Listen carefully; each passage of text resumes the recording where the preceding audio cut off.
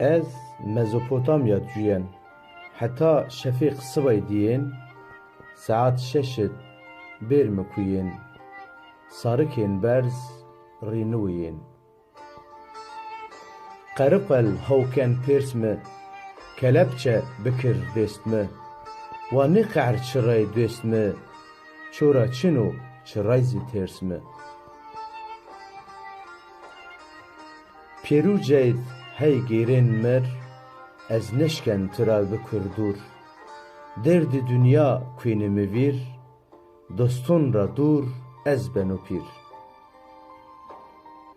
Ez kot û bindest êrhot, nî çow vînen nî yên misot. Hêviyê me ti ber ra kot, sarê xwe çoyr nî kene çot.